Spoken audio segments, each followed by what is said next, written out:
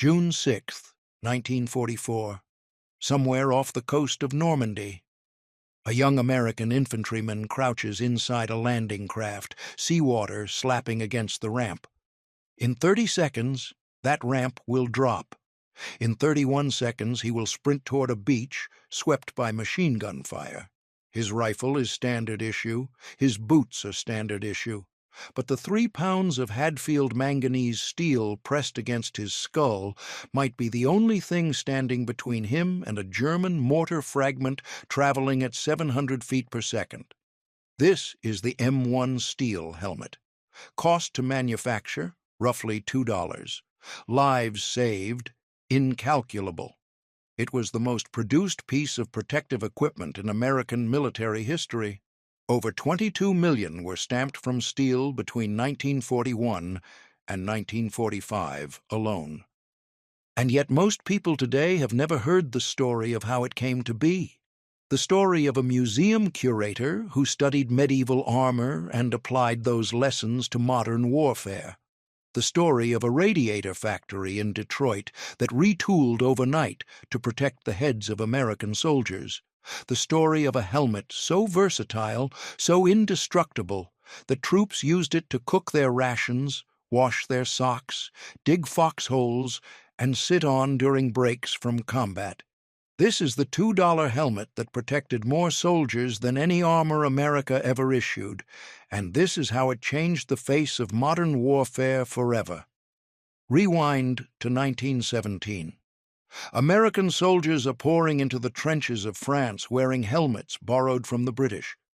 The M1917, a variant of the Brodie helmet, with its wide brim and shallow bowl. It looks like an upside-down pie tin, and while it offers decent protection from shrapnel falling from above, it leaves the sides and back of the head dangerously exposed. Artillery shells detonate in the mud, fragments spray horizontally, and American doughboys die from wounds the helmet was never designed to prevent. After the armistice, the War Department knows something must change. They turn to an unlikely expert, a man named Bashford Dean, curator of arms and armor at the Metropolitan Museum of Art in New York City. Dean had spent decades studying medieval combat. He understood how knights protected themselves on battlefields that, in many ways, resembled the trenches of the Western Front. Close quarters, projectiles coming from every angle, the need for coverage that extended beyond just the crown of the head. Between 1917 and 1918, Dean designed a series of experimental helmets, each one drawing on centuries of armored warfare. His model number 5 offered dramatically improved coverage to the sides and back of the skull. But military officials rejected it. The shape looked too similar to the German Stahlhelm. American soldiers, they argued, needed a helmet that looked distinctly American. Dean died in 1928, never seeing his work reach the battlefield, but his designs did not die with him. In 1940, with war consuming Europe and the Pacific threatening to ignite, the Army's Infantry Board took another look at Dean's rejected prototypes. Major Harold Sydenham led the effort to create something new. The team took the M1917 as their starting point, trimmed off the wide brim, and added a visor and skirt-like extensions to protect the back and sides of the head. They replaced the crude liner system with something revolutionary, a separate hard plastic insert that nested inside the steel shell. This two-piece design meant soldiers could remove the steel pot for field chores while keeping the liner on for comfort. It meant damaged liners could be replaced without scrapping the entire helmet. It meant versatility no previous design had offered. The prototype was designated TS-3. Engineers at McCord Radiator and Manufacturing Company in Detroit produced the first examples from Hadfield manganese steel, a special alloy containing roughly 12% manganese and 1% carbon. This steel had a remarkable property. It work-hardened upon impact. When struck by shrapnel or a bullet, The metal's molecular structure transformed, becoming stronger at the point of contact, a helmet that actually became tougher the more punishment it took. Testing exceeded all expectations. The TS-3 could stop a .45 caliber pistol round at point-blank range.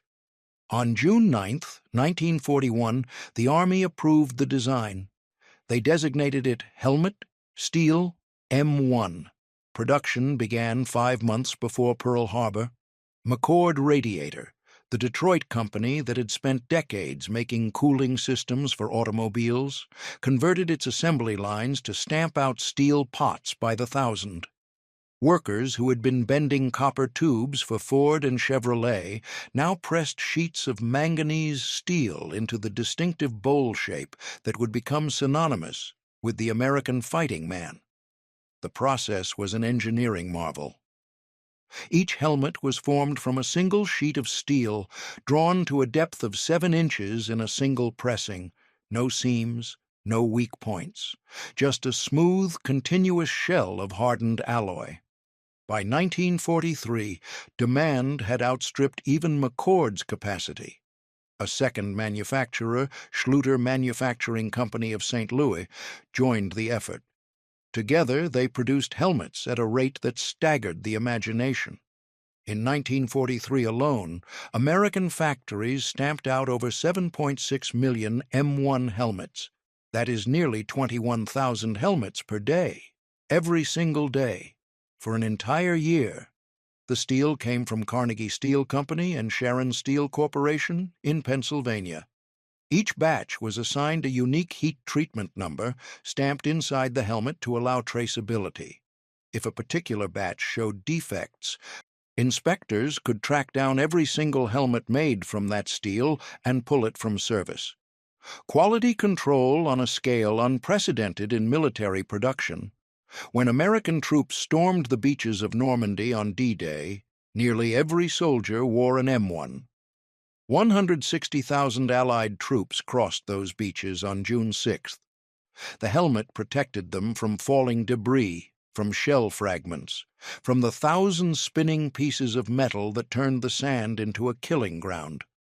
Medical reports from the campaign confirmed what engineers had hoped. Head injuries dropped dramatically compared to earlier conflicts. Soldiers who would have died from shrapnel wounds in the First World War survived because a 3-pound bowl of manganese steel deflected fragments that would otherwise have pierced their skulls. But the M1 was never designed to stop rifle bullets at close range. No steel helmet could, not without weighing so much that a soldier could barely lift his head. The physics simply did not allow it. A 7.62 millimeter round from a German Mauser rifle traveled at nearly 2,800 feet per second.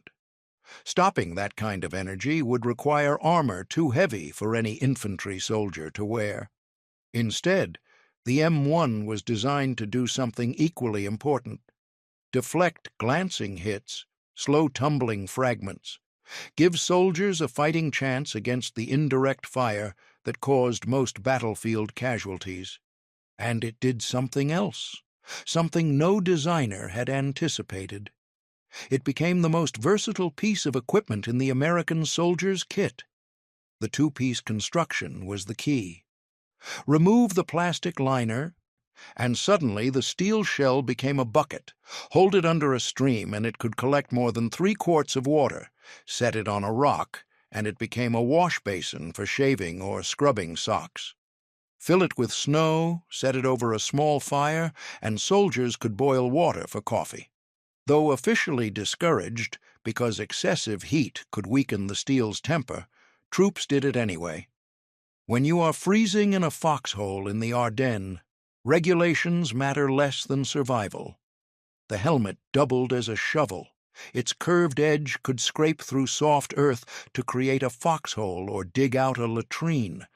It served as a seat when the ground was too wet or rocky to sit on directly. It became a pillow, a bowl for mixing rations, a container for carrying supplies. One veteran described cooking eggs in his steel pot over a fire made from burning fuel tablets. Another recalled using his helmet to bail water out of a flooding fighting position during a monsoon in the Pacific. The liner itself had uses beyond head protection. Military police wore the liners alone while directing traffic. Drill instructors at training camps used them as working headgear. The lightweight fiber shell provided protection from falls and bumps without the weight of the full steel assembly.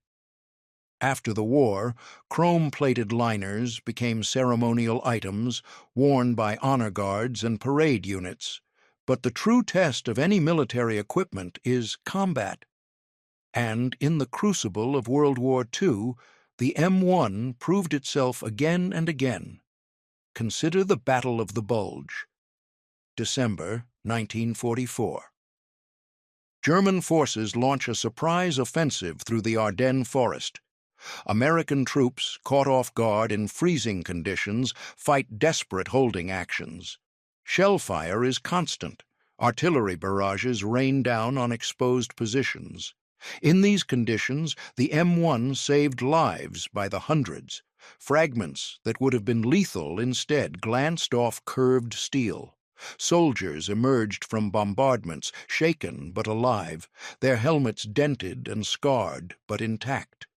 In the Pacific, the helmet faced different challenges: jungle humidity, salt spray during amphibious landings, temperatures that could cause heat exhaustion for soldiers wearing heavy gear. The M1's weight, around 3 pounds with liner, was a burden in tropical conditions, but the protection it offered against Japanese mortar fire and sniper rounds made it indispensable. Marines on Iwo Jima, soldiers on Okinawa, all relied on that steel shell to see them through some of the most intense combat of the war. When the war ended, production stopped almost overnight. Factories that had been running 3 shifts went silent. Workers who had spent 4 years stamping steel went home. The final count was staggering. Over 22 million M1 helmets produced during World War II alone. More than any other single piece of protective equipment in American military history. But the story did not end in 1945. When North Korean forces crossed the 38th parallel in June 1950, American troops again reached for the steel pot. Many of the helmets issued during the Korean War were the same ones manufactured during World War II, pulled from storage, cleaned, and sent back into service. The design had not changed, the protection had not diminished. Nearly a decade after they were first stamped, those manganese steel shells still deflected fragments and saved lives. Then came Vietnam, a different kind of war, jungle warfare, ambushes, improvised explosive devices. The M1 adapted. Soldiers wrapped their helmets in camouflage covers featuring a reversible green and brown pattern. They added elastic bands to hold mosquito netting, extra ammunition, cigarettes, or playing cards. The helmet became a canvas for personalization. Soldiers wrote slogans, drew symbols, attached good luck charms. The utilitarian steel pot transformed into a statement of individuality in a war that often reduced men to statistics. Through Korea and Vietnam, the M1 served without fundamental redesign. The liner evolved slightly. The chin strap attachment changed from fixed bales to swivel mounts, but the basic concept, a Hadfield steel shell protecting a separate liner, remained unchanged for over 40 years. It was not until 1985 that the United States military finally retired the steel pot in favor of the PASGT helmet, a new design made from Kevlar aramid fiber.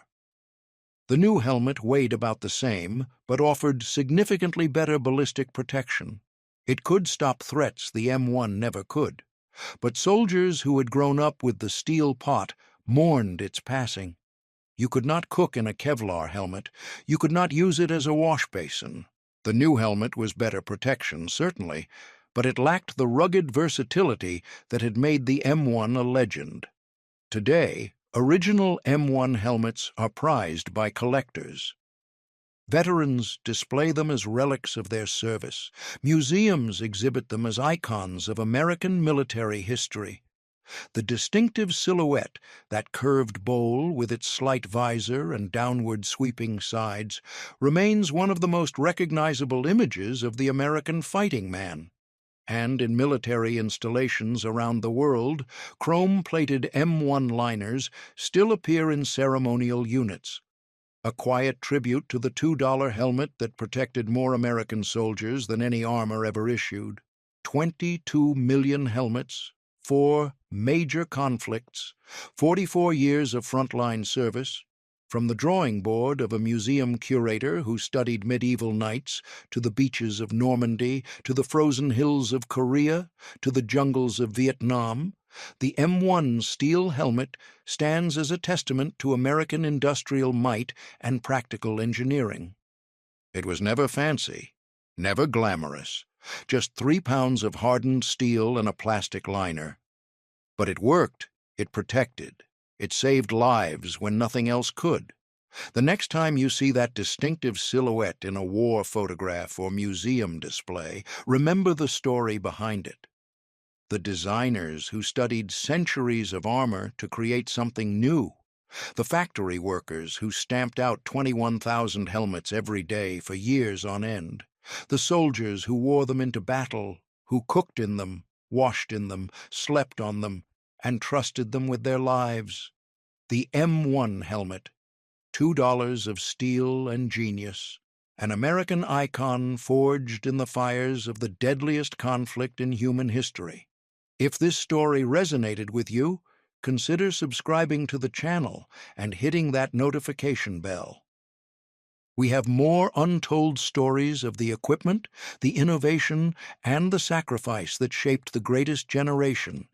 Until next time, this has been Echoes of War.